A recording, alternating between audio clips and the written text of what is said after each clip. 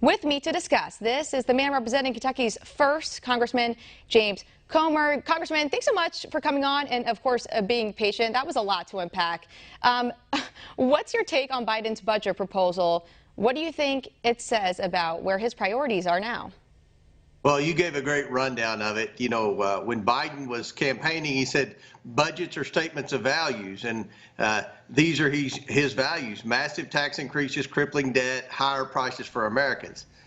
This $6 trillion budget is more spending at a time when we have massive inflation. If you want to make inflation worse, increase government spending. That's exactly what Joe Biden's done.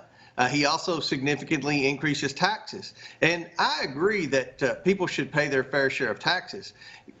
Raising the tax code is probably not going to be the solution to the problem. Increasing taxes, his plan to increase taxes on billionaires, you have to look at the tax code. And that's something I've always talked about.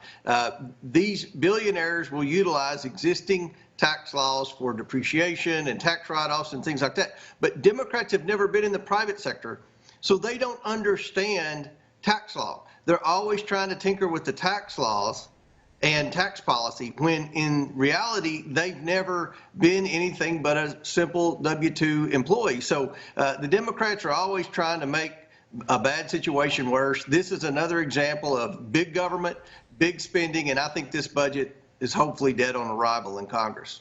Yeah, well, watch out for that. How do you think this is going to impact American families? People are already barely getting by. What do you think is going to do to working families who can't afford Biden's $7 gas? If this budget passes as Biden has proposed, it's only going to make things worse. It's going to continue to raise the price of gasoline. He doesn't address the problem with their energy policies in America. Their energy policies in America, where they've tried to get the energy CEOs to cut production at a time when we need to increase production, this is costing every American every day in the form of higher gasoline, higher costs to heat their homes. They're paying more for groceries. We've got supply side issues all over the economy that's going to probably create shortages in a lot of goods and services that we need every day. So unfortunately, this is only going to make struggling Americans have to look at the reality of having higher inflation and trying to have a harder time to make ends meet.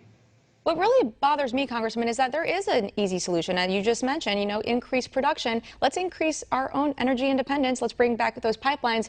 I'm lucky enough to afford the privilege that I'm only a 10-minute drive from work. Gas isn't a huge issue for me to tackle, but that's not the case with other Americans. It's not. And I represent a poor district. A big part of my congressional district's in Appalachia. And the people are struggling there. They're struggling to pay their grocery bill. They're struggling to pay their gas bill. They're struggling to pay their electric bill.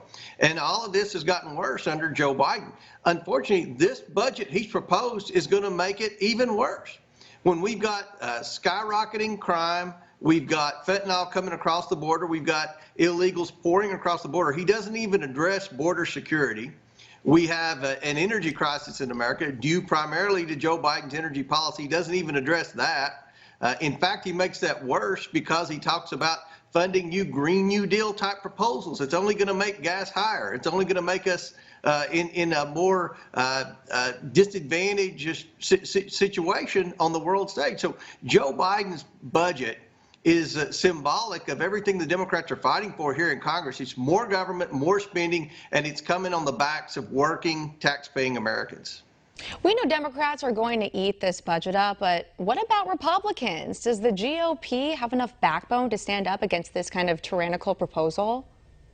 Well, surely the Republicans will stand firm against this. I know we always have a few Republicans that like to spend a lot of money, but I think every Republican realizes that the Democrats are getting hammered in public opinion right now. They're getting hammered in the polls because Americans are struggling. They're struggling because the Democrats have spent too much money. They're struggling because the Democrats have a terrible energy policy that's making life worse. They have a terrible crime policy that lets criminals out. That does nothing to prosecute criminals, or crime's going to continue to increase if criminals have no fear of repercussions. And then the border.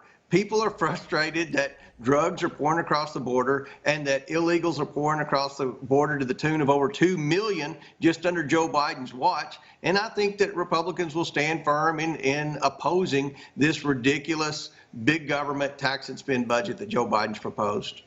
I think a lot more Americans, safe to say a lot more Democrats, minorities in that pool as well, are going to be convinced, going to lean more red, and they're going to show up at the polls in the ballot boxes. And I think, especially after that NBC poll, I don't know if you saw that yesterday, it put more people wanting to vote for Republicans in the midterms, and it was up by like a staggering 10 points or something like that. But I think that's going to be very telling, and I think a lot of people are going to sit back and be amazed by this. I think you're right.